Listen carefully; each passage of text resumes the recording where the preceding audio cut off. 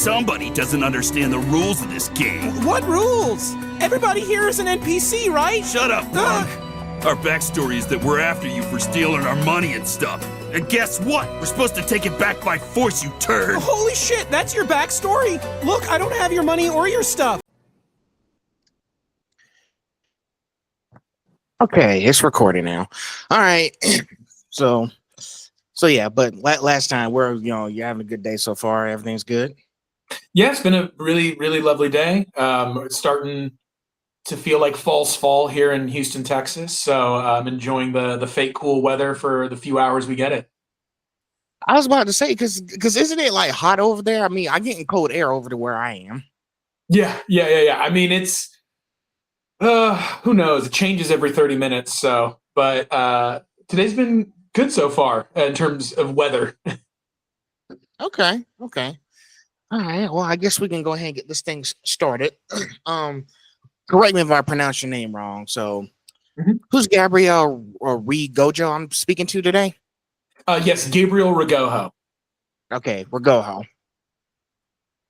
So who's that? Who's that I'm speaking to today?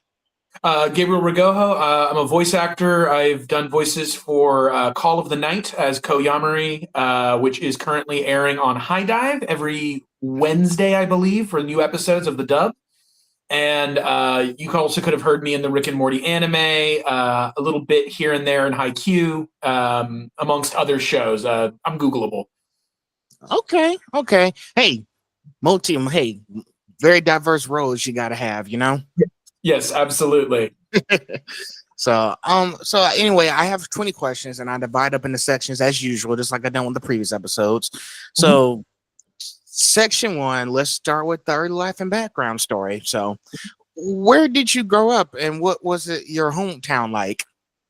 Born and raised in Houston, Texas. So I've been here since I've can form thoughts. I used to live in the A-Leaf area of Houston, then bounced around from either side of the city, and now I'm in 3rd Ward.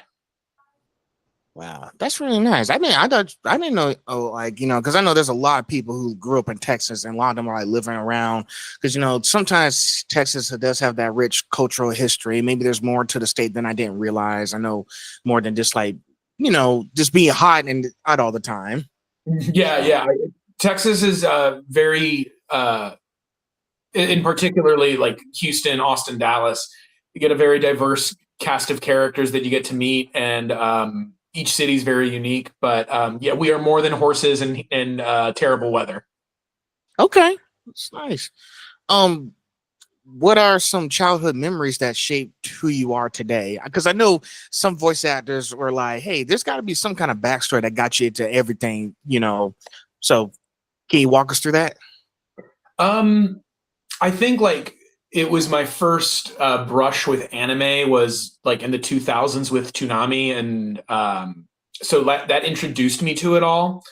And then I was just like a kid in a candy store, just ensorcelled by the cool fight scenes and these larger than life characters and just these voices that are so recognizable, but just like as a kid I was like, oh my gosh, these guys are so cool. And like I'm thinking in particular of like DBZ and Yu Yu Hakusho, and there's this one anime I can't remember right now, but I remember like back when I think TiVo's still a thing, or Diva, whatever it is when you record the show. There was this show where this dude had like this robot arm and the other one had like robot legs. It was very cool. And I remember just like every week, like just recording it and like getting to watch the episode because it came on at like midnight or something like that. So I was dead ass asleep. Hey, trust me, listen, every time when I go, Toonami was my after school vibe. Every time I go home, I do my homework for school first and I just turn on the TV and just watch shows that just come on Toonami. So, and they kept doing something like the Toonami Rewind, because I know they've been doing a lot of shows. I think the only ones they've done was Naruto, Sailor Moon, and Dragon Ball Z Kai. But yes, though Toonami will definitely a throwback that'll get you to where you want to be today. yeah, absolutely. So, Did you have any hobbies or interests outside of acting growing up? Outside of acting, my hobbies mostly were around video games, which is another part of that voice acting come up, was like playing games and just being really, I mean, back in the 90s, 2000s, it was like, very simple voice acting. But as games have gotten more and more involved and more cinematic, voice acting has become an integral part of those. So that was a huge thing for me. And then, uh, yeah, I mean, I was a really bad sports kid. I played soccer, tried to get on the baseball team in middle school, did not make the cut. And so I had some other things that like kept my interest outside of performance. But um, yeah. Hey, I used to do that when I was in middle school. I tried to do the basketball thing. I couldn't do it either. But yeah, after that, I just kind of just went back to where it all started out for me, because I went back to the nerd side, like, because I went, because that was Mhm. happening in high school. So like for me, I done like, like it all started with me when I watched Batman the animated series, and then that's Mhm. how I was like, okay, I'm into watching all these shows now, But then I just started to turn into different territory. I realized this isn't me. Let's go back to where it all started. Go, and guess what? And I'm still doing this kind of stuff today. Like I had to go back to where it all started for me. Absolutely. Yeah, yeah, yeah. So it's rough, but I think you just sometimes you got to have that little intervention. Yes, yes, yes. Like who am I? Yeah. Um, Question: Who were the people who influenced you the most as a kid?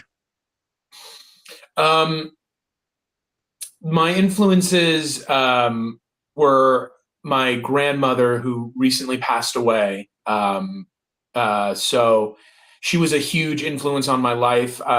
Both of my parents worked growing up, as a lot of other families have, is the case. But I ended up spending a lot of time with my grandparents, and my grandmother was a huge influence on my life, as well as my parents. But her, and then I think as well. Uh, there's a few like political figures that kind of captured my attention as I started to get older and started to have opinions about the world. So, um, I wasn't super into like sports heroes, which I ended up like kind of like really being taken in by sounds wild, Che Guevara, the communist revolutionary leader. As a kid, was one of those dudes that I really was drawn to for whatever reason, I guess. But yeah. Yeah, because I know, like, someone had to, like, I know you had like a lot of mentors who helped you get through the years to make sure Mhm. that you know exactly what you're doing and what you want to be happy doing. Like being successful in life, that Yeah, kind of stuff. yeah, yeah, So, yeah. um, last question of the last question of this section, then we can get into the real stuff. Hey, Yeah. gotta start with the intro. Yes, yeah. Um, how did your family react when you decided to pursue acting? They were really, really supportive. I mean, my mother and my father both were very, very supportive of me, and most of my extended family too. I mean, they were a little concerned as I was getting started in my career, because it was sort of like, oh, are you going to make money doing that? And blah, blah, blah, blah, blah. And no, I'm not making any money, but I'm enjoying myself. Um, but yeah, so thankfully I had a very supportive network of people in my life to help me do this thing. And even if it wasn't like direct support, just their moral support was huge, knowing that I had people in my corner that were rooting for me. Wow. Yes. You know, sometimes as we as when we grow up, our parents gonna ask you, what are you gonna do in your career? And it's like, sometimes my parents and my grandparents ask you, is this gonna make you any money? And I Mhm. sometimes listen, if you don't have any context behind it, then you can't really come up to them with an argument. So I had to make sure I understood exactly why I was doing what I was doing, like, Mhm. okay. for example, like, I went to school, I got a degree, a bachelor's degree in digital media production and journalism. So after that, I just realized, okay, media is kind of limited these days. What else can we do? So I went back to school. So I'm almost done my cybersecurity program. Congratulations. So I just got a digital certificate last week saying that I'm now certified in PC repair and network technician. Hell yeah. It happened back in the summer. I think it was around May. They said, I think I completed enough courses. So May 5th, I got my certificate. Yeah. Excellent. Congratulations, man. That's really cool.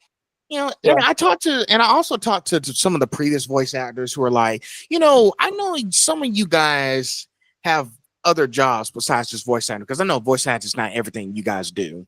Yeah. So, because I talked to a couple of them when they were in my hometown at Savannah Animation back in February of this year. I talked to them, and yeah, they said they do have other careers besides just voice acting. So some of them work like 9-to-5 jobs. Some of them have voice acting classes, et cetera, et cetera. But you see where I'm coming from.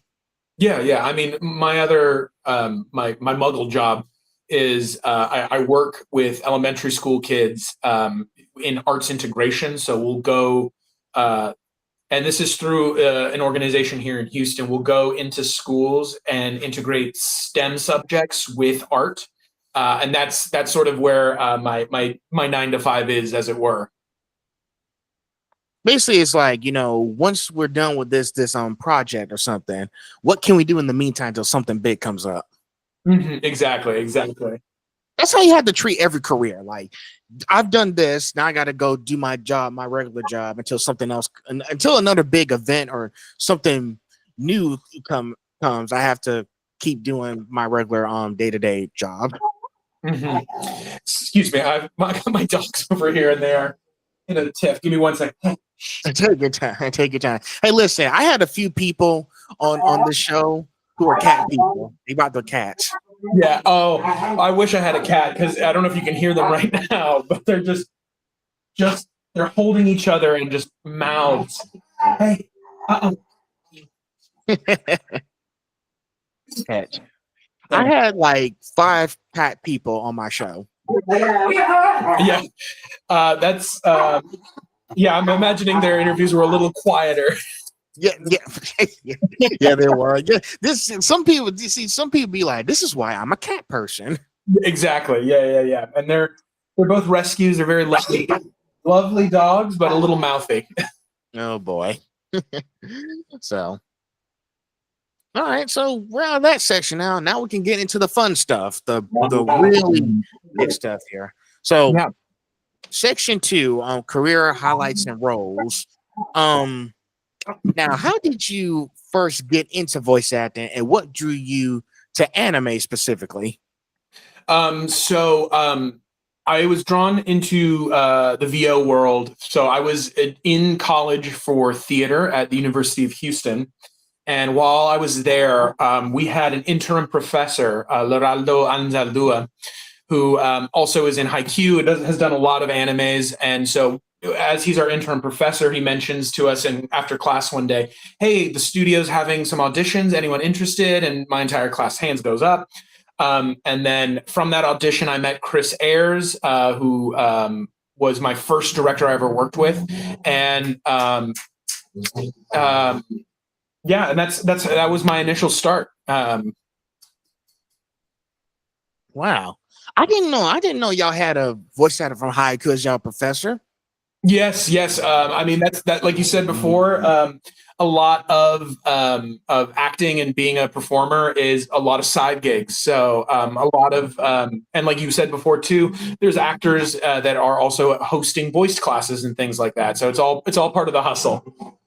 Oh, that makes okay. Yeah, that makes 100 for sure. But that sounds exciting, like, because I know last person I talked to, they talked to like people who've done this for like years and years, like like voice acting, directing, like Andrea Romano. If you know her, she's a legend. So she's done a lot of shows. She's done Batman, Superman, etc. You name it. So yeah, you have a lot of legends who are teaching new generations of voice actors to come in and see how they do things. So that's nice. So next one, you're gonna like this one. Okay. What was it like voicing Morty in Rick and Morty the anime, and also Rick Morty the show? So I'm only actually the voice actor for the anime.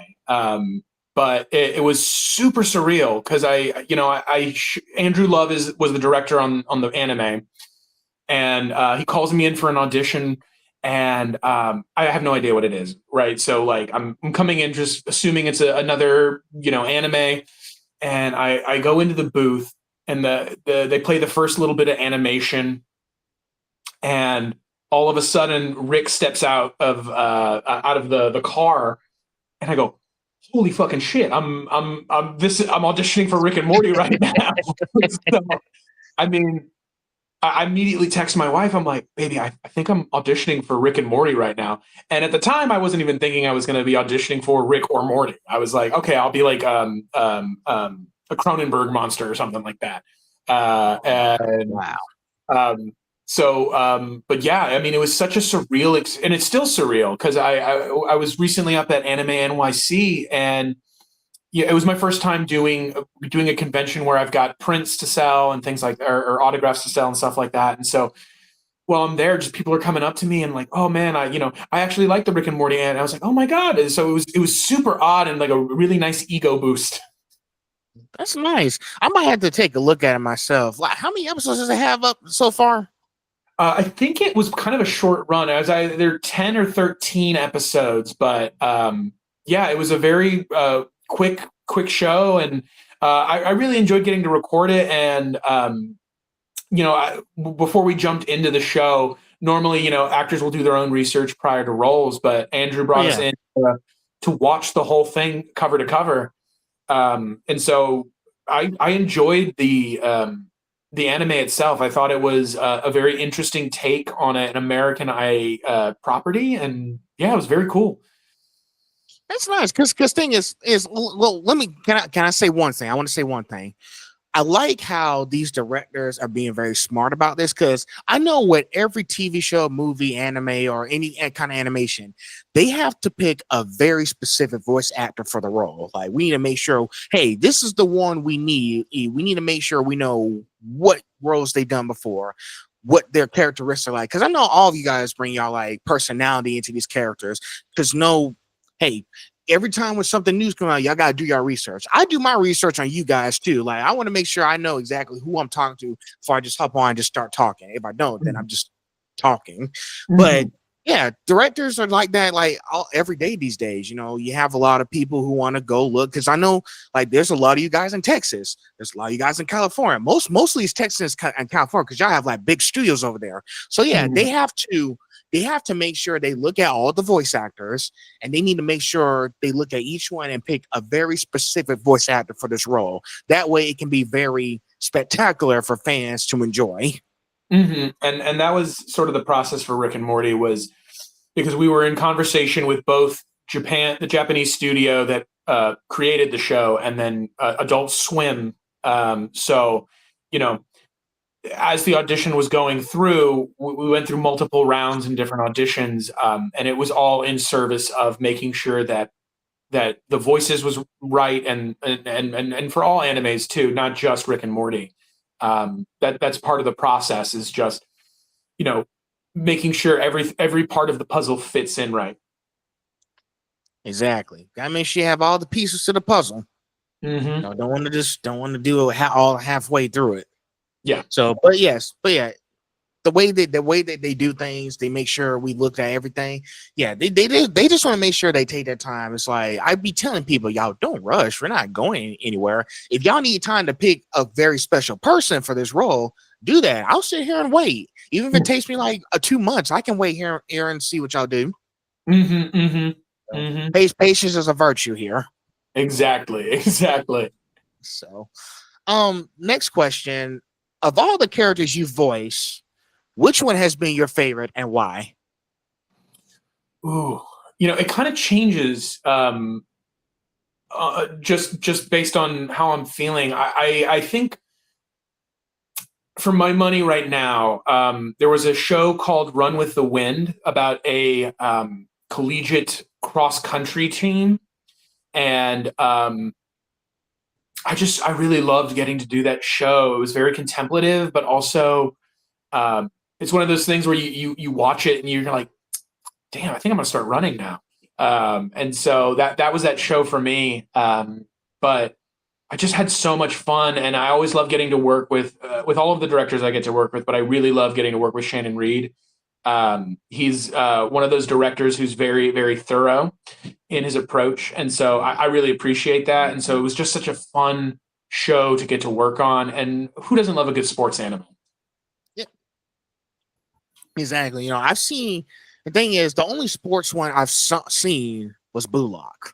I need to get back to the sports segments because I've been busy doing other animes, but I'm just kind of stuck going back and forth. Yeah, so there's a plethora of good stuff out right now, so I get you. You got to divide your attention where you can. Yeah, sometimes I have to divide up into genres because some of the stuff I'd be watching, like the Shonen Jump animes, I have to divide those seasons up by story arcs. So if I finish a story arc, I start the next show. Finish a story arc of that, start the next one, et cetera, et cetera. That's what I've been doing, dividing it up into story arcs. So probably when I go to like the sports, I probably is divide up into seasons because I know Haikyuu has a lot of episodes right now. So yeah, and they just came out with the dumpster battle movie. I think I want to say it's almost last year at this point, but yeah, Haikyuu's on a roll right now. I got to catch up. This is so much for me to watch because I know. Listen, because you guys are storytellers. Y'all like to tell stories behind everything. I know anime is like a huge, magnificent world of stuff that we see. Sometimes they might detail stuff and like what's going on in our everyday lives. Because sometimes we pay attention to those stories because I know there was a few stories that I've seen where it's like, hey, my parents are not going to be here forever. Okay, like take Gohan, for example, from Dragon Ball Z when they had the Garlic Jr. saga. It's like I'm growing up. My parents are not going to be able to take care of me forever. Mm-hmm. So it's like Gohan, they had to fight Garlic Jr. for the first time by themselves. Goku is still absent from the fight with Frieza. Mm-hmm. So it was up to him, Krillin, and Piccolo. So basically it's like, I gotta start doing it because we can't rely on Goku to save us forever. Right, exactly. No one's coming to save us. So yeah, so I like that little story because it gave Gohan to put on his big boy pants and start fighting for real. Yeah. So I don't know, I think that's how it all started. Now superhero, maybe kind of sort of, but yeah, some of these animes we watch, they tell us like stories with like everyday lives. They also tell like, very serious situations and tragedies and sacrifices. Mm-hmm. So, but yeah, there's a lot of stories to be told in those shows we watch. You just never know until you start really paying attention to it. Mm-hmm. Mm-hmm. It just took me a while to understand that after talking to so many of you guys, because I met so many voice actors for the last 4 years. So it's been very interesting to understand y'all's stories and how y'all came to make sure this is something that the fans would like to see. Mm-hmm. Mm-hmm. Exactly. Yeah. Sorry if I'm rambling on a lot. I'm just venting. No. I'm just venting here because I got so much to say. No worries, man. I'm just like trying to make sure these dogs are calmed down. You're good. So how do you approach roles in emotionally intense anime versus lighter comedic shows? So when I'm coming into a show that is got a little bit more of a serious subject matter, I tend to just kind of dig into my toolkit from my training. So I'm working with things like given circumstances, how is the character coming into the situation? Right. And all of this is like couched in myself. So like, how am I reacting? And thankfully I've got animation to work off of, right? So like half of the work is done, like, cause you can see the intent of the animation.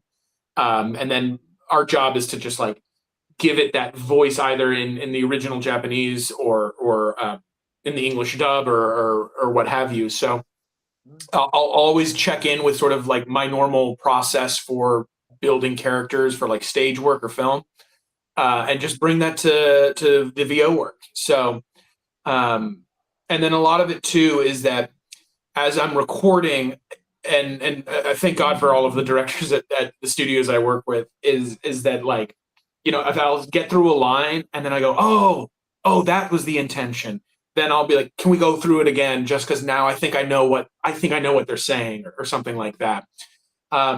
And for the comedy, it's similar thing, but then it's more technicality. So I think of it sort of like kind of playing jazz. Like comedy, you've got to know the standard, and then for comedy, you got to be able to noodle. So it's just sort of like knowing what I'm doing, and then just sort of like throwing everything at the wall and seeing what sticks. Okay. Yeah, because thing is, I know with so many emotional and impact scenes from some of these shows I've seen, I was like, these voice actors must take a lot of time a day to study the character and their emotions. Because I know there's a lot of people who like probably screaming their heads off in the voice box. And there's probably people who like, because I can imagine you guys having to sit in the voice box and recording, and it's so emotional that y'all bring up something from your past tragedy in real life, and y'all probably crying inside. Because I know, it's like what someone told me. I think I had Mauricio Testagara 2 weeks ago. What he told me was Molly Flanagan, in the voice of Naruto, she actually made her emotional on that scene in Naruto, that she had a tragedy in her life. So she kind of brought that into the voice box and really made it like emotional, like Naruto was going through the same thing that she was going through. Yeah. I mean, that is a lot of people's process is pulling from where they are emotionally, and just being honest. Like today, it's like this, and so sometimes too that can be really, really informative while you're recording. Just being able to pull that, it's just one of those things. Like whatever resource you have available, you use it. Yeah, and it's nice. And also, I also did appreciate what he said the other day, because I know. Listen, I will say this: behind all these voices, you guys are still human beings. So it's okay to feel sad. It's okay to feel distraught. It's okay to cry too. Don't listen. If you're crying in voices, go ahead, cry. We need that emotion for the scene. Just don't forget, human emotions can express in these anime characters' emotions too when you're doing these voices and watching the shows. So yeah, it's okay to have those kind of feelings inside. So just don't forget that. Yeah, absolutely. Yeah. It's okay to cry. It's okay to laugh. Whichever works. Yeah, as long as whatever you need in that moment. Exactly. Don't let nobody stop you. Exactly. Are there any roles you've done that surprised you with how much you enjoyed them? Yeah. So I've been working with Shannon again on a show called Chain Soldier. And when he first offered the role, he was like, hey, so there's a little bit of fan service. And I don't know if you're familiar with this show. Yeah. But there's a bit of fan service, and I was like, okay, it's cheesy, but like as we were kind of digging in, I was like, hold up, they're cooking with some gas here. There's some deeper story elements underneath the licking and the reward system for Yuki. So, but that one was a pretty big surprise for me, because I was like, I thought it was just going to be a fun little anime. I'm like, oh, it'll be good, but like I'm like pretty excited for season 2, for that to get a dub, because I'm looking forward to it. It was a lot of fun to do the first season, and I know the second season it kind of digs in more to the world of the story, and the different like organizational characters that exist. So I'm excited to get to do that. Wow. And the thing is, I know a lot of people, you guys, I know y'all do a lot of fan service animes these days, but I know they told you all the details first before you start voicing. Because here's the thing that caught my attention when I was watching stuff like Rosario Vampire and High School DxD. I was like, how are these guys comfortable saying all this stuff? I need to find out, how are they comfortable doing all this? Yeah. Well, and I mean, I'm of the mind too that like, it's all in you know, for some folks, it's like it's just good fun, right? It's just like you get a good laugh, or maybe you are titillated, but there's like it's just fun, you know, for people. So like, don't yuck somebody's yum, have a good time, and yeah, it's you know, someone's enjoying I got it. you. Hey, because I was like, when y'all did all those kind of fan source animes, I was in my head, I was thinking, no way they comfortable saying all these lines. I mean, there's definitely probably like on the scratch file for the show exists like first passes of me going like, oh, what the fuck? Like as we get to certain things, I'm like, this is ridiculous. But it's super funny. We always have a good laugh. So Okay, yeah, because you know, because I was like, I don't know how they do it, but hey, they're professionals. They know what they're doing. yeah. So, like I'll leave it to the professionals. If they're comfortable, listen. If you guys are comfortable with all those kind of like things, because I know that role really did shock you. So I know I didn't know what the feeling was, but well, actually, you just told me what the feeling was. But I know that you know, hey, as long as they're fine with doing it, and I like the show, that's fine with me. Right, exactly. So it doesn't matter what status what the like the feelings of the emotions are. So you get the picture. But hey, I'm just used to it because I was like, in the day, it's just a show. It doesn't really matter. Right. I mean, it's you know, it's a good time. Like if it's entertaining, then it's done its job. I got you. Good news. We are halfway done through the questions. Woo! So sorry, there's an airplane flying out of my house, but you can't hear the airplane, right? No, sounds good. It's Yeah. a good mic. This I tell you, these things supposed to take out background noises. Yeah. So Well, and I mean, also I've seen like denoisers now are getting even better. So I'm like, okay. it works. All right, section 3, voice acting process and industry insights. Now, can you walk us through your process for preparing for a new character? So yeah, first things first is the audition process. So I'll get a phone call or like an email saying like, hey, we want you to submit, or it's like if it's an open call, like, hey, please submit for a character. And so for me, my process is I'll first things first, because it's hard to get through 12 episodes of an anime like all at once before an audition. So I'll like either pop on like the first couple of episodes to get a feel for the world and stuff like that. And then as well, I mean, Google is a effective tool in just like getting baseline. If it's like a rush job, I'm like, okay, I don't have time to watch, or like just a little bit of research is helpful and just kind of getting the world.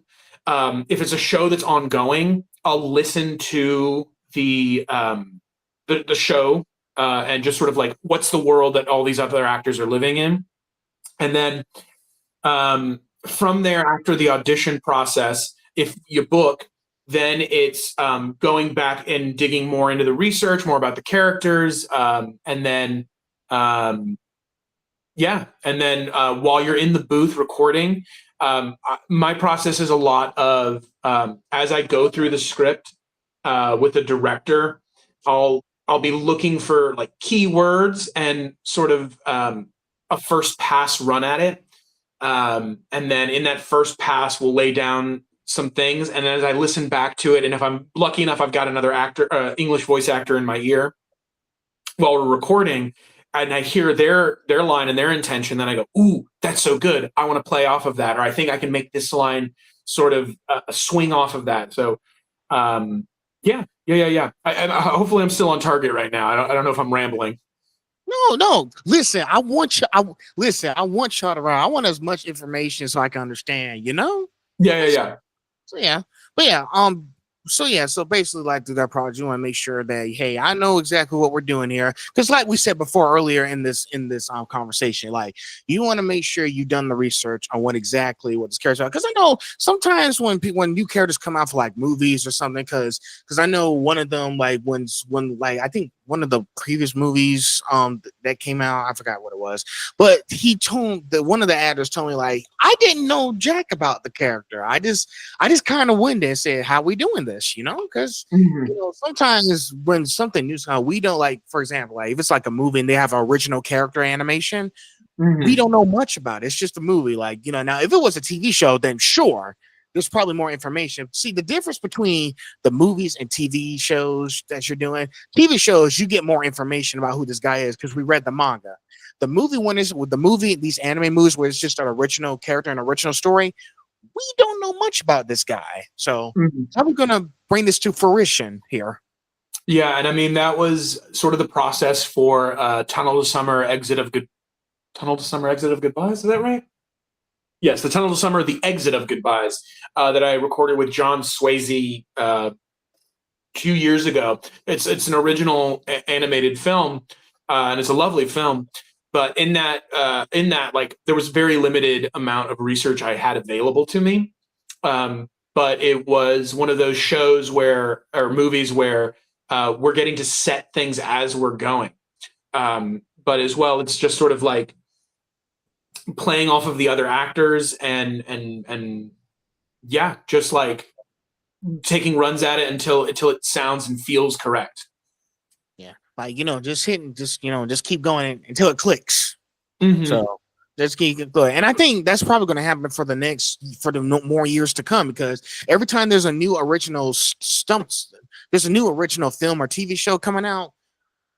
Most voice actors don't know anything about the character until they get on set and figure out, okay, so how are we going to do this? Because I know most of you guys have different personalities. I know all you guys have different personalities. So it's like, how can I bring my personality into this original character that's being told about? How can we make this happen? So I think that's the question you guys have to ask yourself. Like, what's the trick to it all? Like, is it something that like maybe I just need to like maybe just research a little bit, maybe try to understand what it is, even there's not a lot of research. You never know. Yeah, I mean, I always want to go in with as much information as I possibly can. And I think that for most actors, they feel the same. Won't speak for everyone, but it also depends on the role too. So like, I got to record just a little bit of, it's blanking on me, Ninja Kamui. And that was one of those shows where we had it split between me and Jeremy G, who voices are the lead character. But in the first episode, I voice his oh God, English is failing me right now. Take your time. The fake version of him. And then in that instance where I was like, I'm only coming in for a couple of hours, I got just enough information and I just kind of jumped in and because we don't see that version of Joe again until we don't see him again after the first episode, right? Right. And so sometimes in those first episodes, hey, character's gone. We're moving on to all the main stars here. So it's kind of like a slippery slope. Yeah, well, and in my world, it's like it's like when that's the case where it's like a character we meet once, I'm like, well, this show is entirely about this one guy in this one moment, and I don't care what happens in the rest of this movie. This is like all that matters is my character, but not so. Pretty much a lot of side characters getting killed off. So yeah.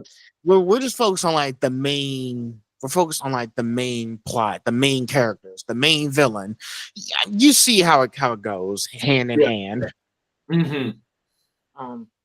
Number 12. How do you stay consistent with a character's voice across different episodes or series? Because remember that you said that Rick and Morty, the anime, it was like a short show, right? It didn't have a lot of episodes or anything. Yeah, it was a pretty quick run. I mean, I think it was a normal 10 to 13 episode run for that show. Okay. Because I just want to know, because I know if it was a longer episode, then then probably wouldn't be too much of a problem. But yeah, can you walk us through that? So like for Rick and Morty, where it's such a recognizable character and a voice match more than original character development, it was just listening back to both Justin Roiland and I can't remember the name of the current main series voice actor of Morty. but just listening to them and just sort of matching and seeing where that lives in my voice. And then for like original characters, like Call of the Night right now, which is currently running, or has new dub episodes releasing. It was one of those things we had recorded it like a year ago before we've come back to it. And so thankfully, I'm able to just listen to myself and go, okay, that's where I was living, and just sort of finding that again in my voice. A lot of the process for developing character voices per se is just finding where it can live comfortably in your voice and if it's repeatable. Because if you can do like a huge scream once, but like you're doing Dragon Ball Z and you're going to be screaming like about 5 more times over the course of an arc, like that's not a good scream because you can't repeat it. And now your voice is shot for the next couple of days or something like that. So it's just being mindful of the instrument and yeah. I can tell. I don't understand how people can live through screaming all those times. Like so many episodes of Dragon Ball, and I'm like, I don't know how y'all do it. I can't scream out that many times. But it's kind of nuts. Because I know, because like you said, Rick and Morty was like a short show, but I know that you had other shows that were like, oh, we got so many episodes to do over and over again, trying to get my voice just to make sure it's tight and ready to go. Because I know, because here's the thing, even if you're doing a short show, you still have more characters to voice across different areas. So there's that. Mm-hmm. Yeah. And like, so like when, so like in 2.5 dimensional seduction right now, I'm you'll hear me kind of like pop in and out of certain scenes. And in those moments, it's just sort of like, I can be a little more flippant with how I'm using my voice because I'm only doing this character one time. Right. And in those moments, I'm like, okay, let's see what the tops and the bottoms are here. Yeah. And I think it's like, it's okay to take a break if you're tired, but I know what you guys with so many voices to do, work doesn't stop very often. But it's I can tell like being consistent across so many voice like characters that you have doing TV shows takes a lot of mentality and meditation to make sure, hey, I can handle this no matter how much these guys throw these characters at me. I can do this. I can make this enjoyable for people to watch. Mm-hmm. Yeah. Yeah, I mean, and I think that comes with the, I'm very grateful that I've been doing this for about almost 10 years now.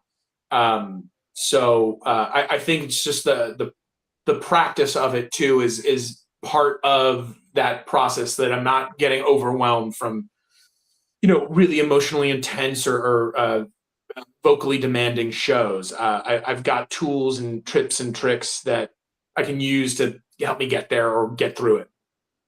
Main thing is don't bite off more than you can chew. Yes, in all things in life, voice acting aside, like just be good to yourself. No one else will. Right. Number 13. What's the biggest challenge you face when dubbing anime? The biggest challenge. English. Really? Just English? It's like, fuck me. It's like sometimes like as we're going through and I'll read the line on the screen and I'll go, okay, I got this. And I'll take a run at it and it'll be like too many consonants and it'll just be like a train wreck where I'll hit a K and then it just 20 car pileup.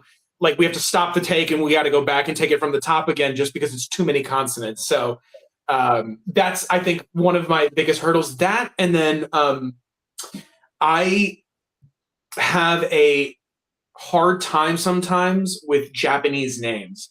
That is really, really challenging for me, especially if it's not something that you normally find as part of the normal English like sound. I can't tell you a specific example, but if you ever have been watching an anime that I've done and you go, ooh, that he seemed a little scared of that one. I was. Wow.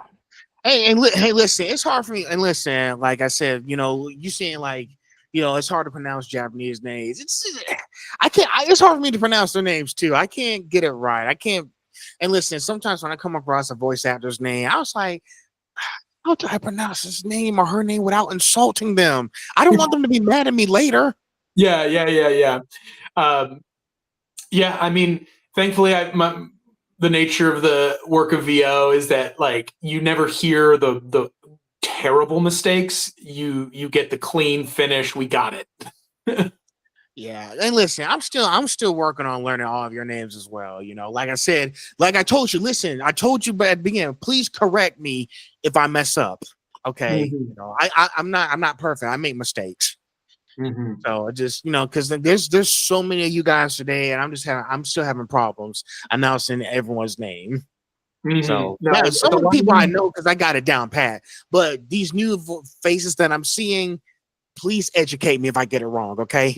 Yes, and I think most people are more than happy to give a gentle correction. It's all good.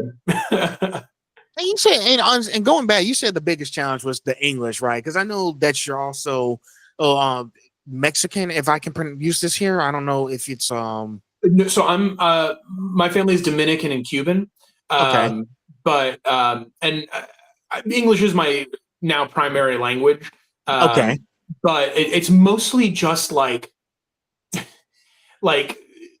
things you wouldn't expect to be tongue twisters. Like if you put a K and a T and an S together in like yeah, three separate words, somehow I bleed them all together, and I have to. And it's like I got a little bit of a Texas drawl sometimes that comes out.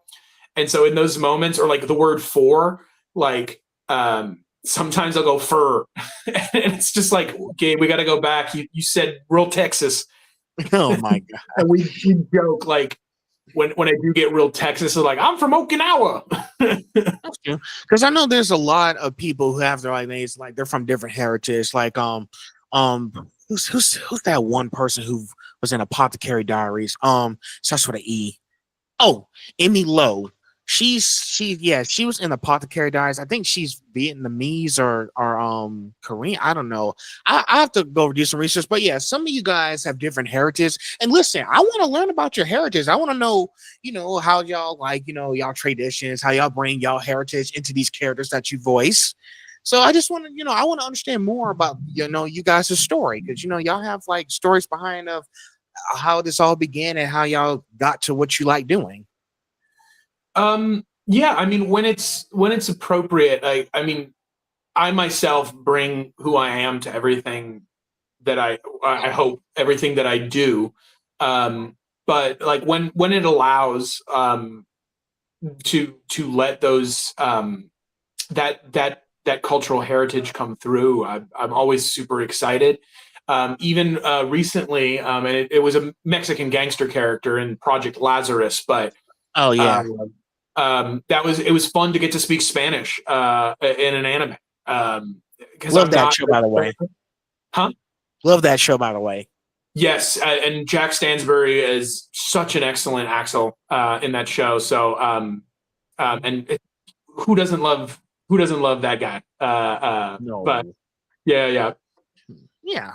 I need to go back and watch. It's been a while since I last watched it. But yeah, like I say, if y'all and also if y'all don't want to bring it up, just let me know. And I was like, okay, we'll just talk about it at a later time. We don't have to talk about if you're not comfortable explaining yourself all the way. I also want to respect that y'all got things that y'all don't want to say out loud.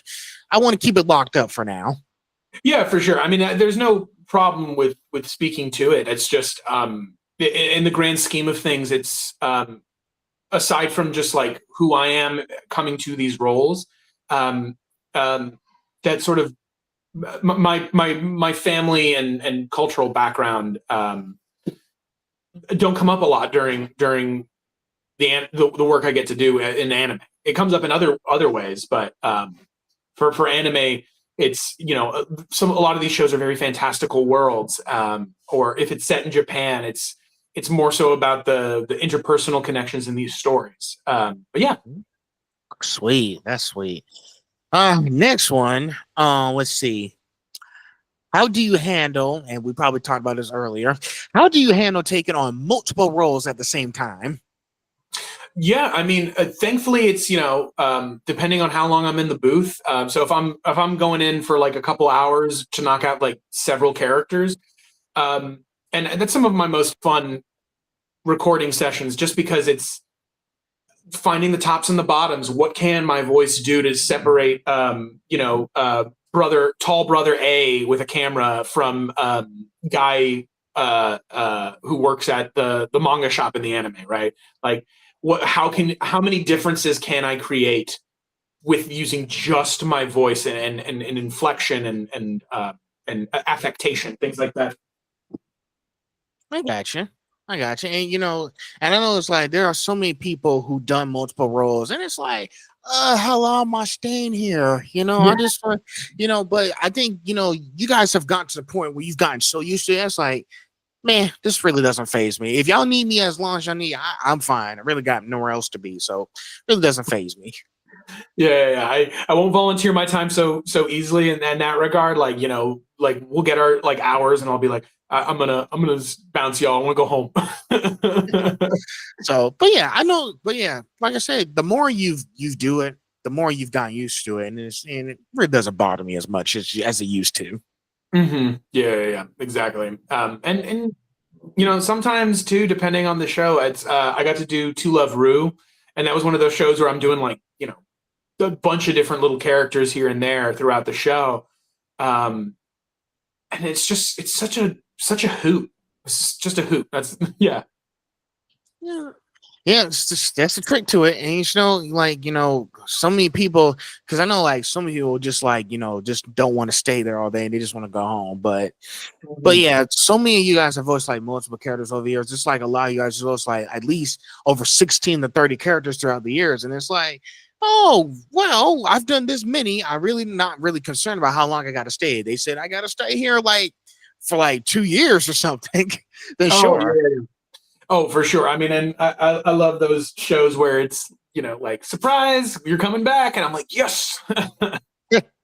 There you go. We're almost at the end of this section. Then we'll be at the finale.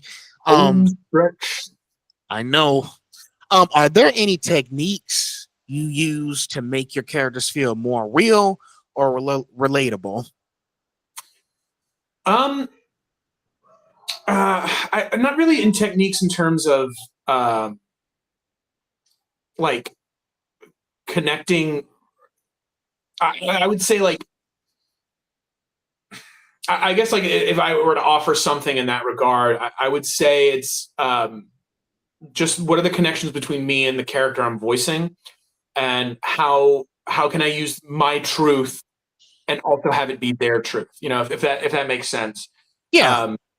But as well, I mean, like technique wise, it just depends between shows. Like when I was doing Run with the Wind, that was a show where the technique was, because the character was reserved, it was maybe like finding it vocally, like in my throat, like where does this guy's voice live if he's a reserved person, if he doesn't let his voice come out as much. And then as well, like using technique for like the breathing portions of the show, because sometimes breath is breath is such a huge part of, conversation between people. You don't hear it as much in anime, but that breath is also part of the storytelling. So, in that breath, how can you endow those simple inhale exhales with character and story as you're going through? Okay. Yeah, because I know like with some of these characters you've done, you have to like make sure like because that's the thing. Some people will feel like if this isn't like really as important, then it's like because then listen, in anime there are so many comedic errors. Like there's so much comedy in some of these shows. So if it's not really as serious, then there's no point in really making the character as real as possible. Now, if it's like listen, if it's part of like a tragedy or some kind of like big serious event, like for example, like someone's yelling at someone like they're going through a divorce, or someone's yelling at their children, then yes, then this might make it feel like this is real or relatable in some certain ways. So basically, someone that falls in that category.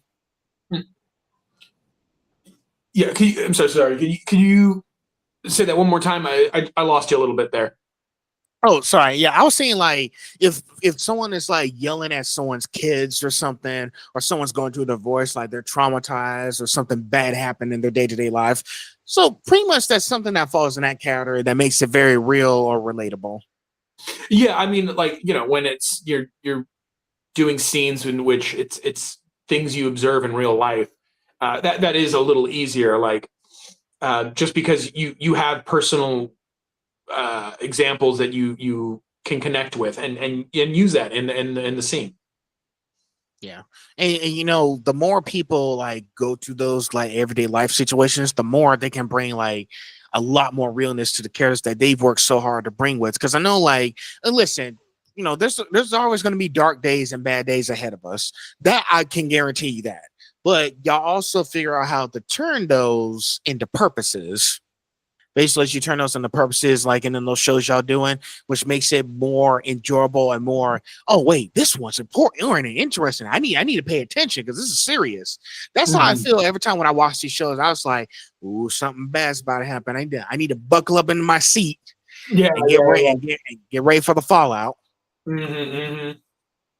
It's really interesting to know that you guys are really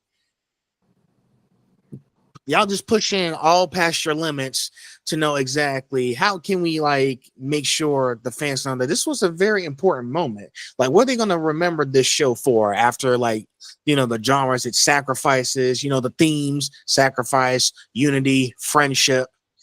It's a lot of themes to explore in these shows. Hmm. Hmm. Yeah, yeah, yeah.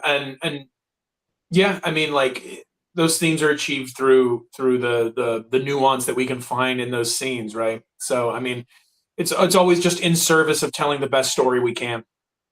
Yeah. Best story y'all can, and the best stuff that people are going to watch and remember for. Hmm. All right. So, made to the end here. Section 4: personal life and future plans. So outside of work, what's the typical day in your life like? Typical day, I will take the dogs for a walk in a local park, and then just depends on what I've got down the pipe. If I'm teaching that week, I'll be, heading out to there. If I'm in a show, theatrically, or if I'm doing a film, it'll be prepping for that, and hustle, hustle, hustle auditions, and yeah, that's sort of the day to day, and try to take as much time to create space for personal things in my life, make time for friends and family. So yeah, that's sort of my day to day. There you go. Hey, listen, I asked these questions to all you guys because I want to know what do y'all do besides just voice acting? Like, because I always be telling y'all, keep working hard, but don't forget to live a little too. Right. Yeah. Yeah. Exactly.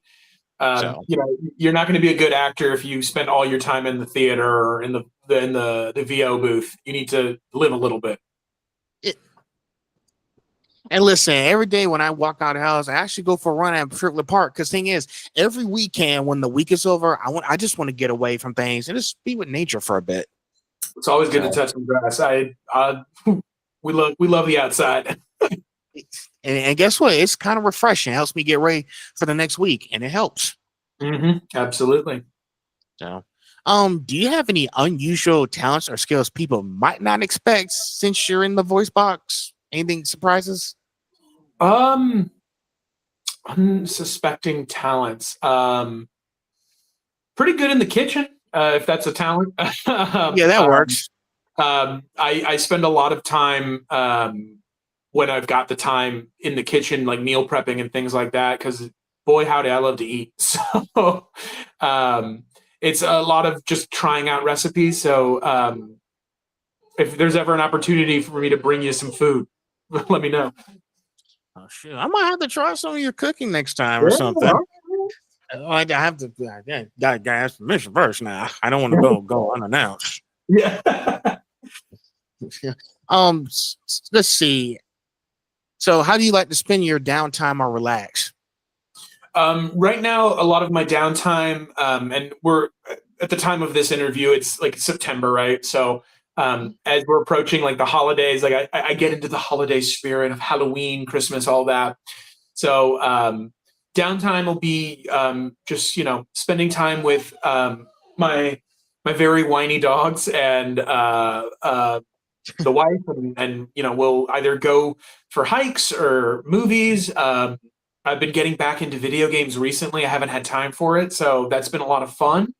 Me too. Yeah, I've been yeah. trying. Listen, I haven't done. I think is I also do Twitch. I haven't done a video game walkthrough since June. Right. So Yeah. I think the only reason why I did it because it was the 10th anniversary of Arkham Knight. Right. So, yeah.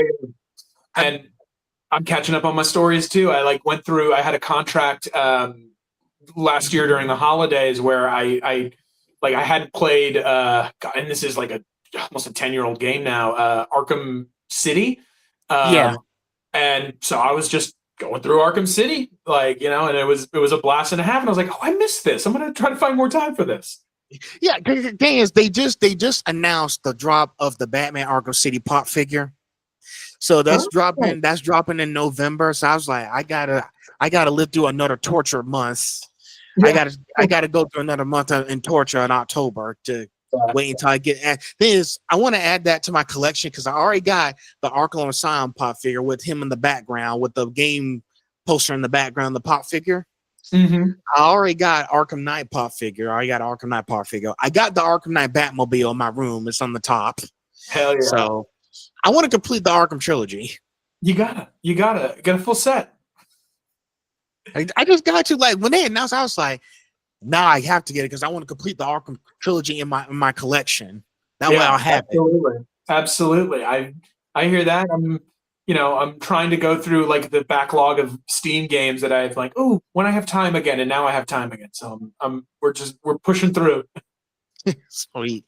Are there any personal achievements you're particularly proud of beyond acting? Yeah,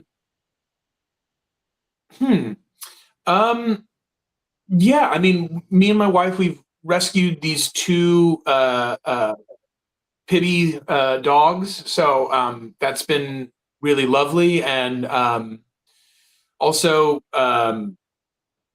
yeah, I think just sort of getting to a very healthy workflow for myself, and just starting to do things that are good for me with no expectation of a monetary reward or just things that I enjoy doing. So that's something I've been proud of, is that just making that space for myself.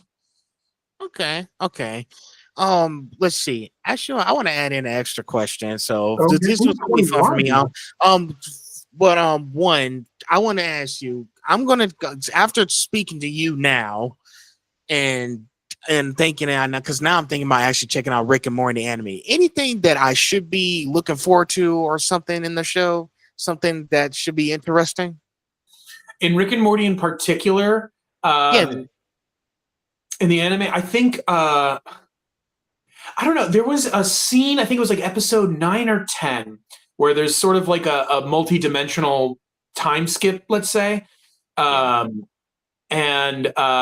the Morty you meet in that series of dimensional adventures, it's just such an interesting take on Morty that explores Morty in such a interesting way that I don't, at least because I kind of tapped out of Rick and Morty at around season 5 or 6. Okay. But it was just something I hadn't seen before out of Morty. And so I'd say look out for that. I think it's around episode 9 or 10. Okay. Yeah, listen, I'll be honest with you. I'm not a huge fan of Rick and Morty, but if you guys could educate me on these things, I'll go check it out myself and see how it feels. Because when I talk to some voice actors, be like, I haven't checked out the show yet, but maybe you guys could educate me on me. So I might watch one of these days. I might have different opinions about it. Yeah, I mean, I think the anime, in terms of if you were going for like you had mentioned earlier, sort of a arc watch, I think canonically the anime falls I think after season 5, I think I remember Andrew saying. So it's, I think it's still C-137 Morty, so the mainline Morty, but it's like after season 5, I want to say. Okay. Hey, I'll go. Hey, listen, next week I'll go take a look at it. Yeah, there you go. There you go. And maybe the next time I see you, I'll give you a review. Perfect. Thank you. Please be nice. I will. No, I will be nice. Listen, when I watch something, I want to make sure I give my honest opinion. Okay, I don't want to feel like, oh, this it ain't do good enough. Y'all get 2 stars. No. I want to make sure that I give these things a chance. Like, listen, if it's not broken, then don't fix it. I think it's perfect. I just need to watch it to see what it's like. Yeah. Absolutely. Well, please enjoy. And I look forward to the review. Yeah. One last question. What advice would you give your younger self or someone looking to get into voice acting? I would say figure out how to be an actor. And so, like, if it's someone looking to get into voice acting, figure out how to be a good actor. That I think is the most important advice, because a lot of people can do voices, but not a lot of people can act convincingly and bring a character to life. I'm very lucky that my background and my training is in the theater, and so I use those skills every single day. The breath control and voice control work I got while I was in university was really quite lovely. And you don't need to get a university degree; just take classes, learn how to be an actor. Because that's the other thing too, is that directors aren't looking for impressionists, they're looking for actors. And someone who's got control of their voice and their breath. So if you're looking to get into the industry, start there. And as well, my story about Gerardo is that, like, I knew him outside of the world of anime. And that sometimes is the case where, knowing someone who's in the world can help you get there and help you get closer and closer. So, and that's the other thing too, is that, like, in your effort to be a better actor, you are going to meet people who are on similar paths and want to travel that path. And so it's good to have a community. It's good to have someone you can work with and try stuff with. And yeah, so just be an actor. Gotta have the support system. Support system is important. That's how I got to, where I am today. I had a huge support system. I got a lot of friends who actually support me with talking to you guys. Like, I have so many people who are supporting me. Like, I didn't expect to have so many, like, people following me and checking out my content on Instagram because I like the art of it. Here's the thing, and you'll agree with this. Voice acting is not, just that you just show up. It's art. You got to have a love for the art. Yes. It's passion and all that stuff. That's what I had. That's what some of the other voice actors told me. Like, it's a masterpiece. Some people are just in it just to be known and famous, but that's not the whole reason you're doing it. Yeah, make sure you have an exact reason why you're doing it. And you're in here, Gabriel, because you like the art of voice acting. Yeah, absolutely. I mean, I think too, like, I got drilled into me very early on in my career that, like, fame is one of those things that happens in a 1 in a million chance. And so if that's your reason for doing it, you're going to be either you need to be super lucky or you're going to be severely disappointed. And so the way I approach the work is that every opportunity is a chance to be better and to do a better job than I did last time. Right. And like I said, sit down and brainstorm. Understand, like, this is something that you want to do, but make sure you know why you're doing it. Mm-hmm. If you don't know why you're doing it, go find something else to do. It's okay. Yeah, and also too, it could be just I want to be in an anime. Like, it could be the reason doesn't have to be complex or deep or emotionally rooted. It could just be I want to do anime. I want to be in anime. And if you want to do anime, there are things you can do. Get acting lessons, learn how to control your voice, learn how to control your breath. And yeah. So, but anyway, I think we just made it to the end. Did you enjoy our conversation today? Phil, I loved it. Thank you so much for having me on today. It was a lot of fun. I apologize for my very whiny dogs. Hopefully it doesn't ruin the video. But like I said, patience is a virtue. I'm patient. Yeah, I appreciate it, man. Thank you. No problem. But yeah, I just want to make sure. I want to make sure I know I had I made sure 2 days ago I took the time to research all about you, had some good questions to ask. Looks like I asked some pretty good questions. Absolutely, my friend. Thank you so much. Yeah. No problem. But yeah, I'll make sure I'll make sure to get this thing out there so everybody can see it. So they're gonna be excited. I spoke to Rick and Morty voice actor from the anime show. So some people in my hometown were excited about that. Hell yeah. Well, I hope they enjoy, and it was an absolute pleasure, dude. Sure thing.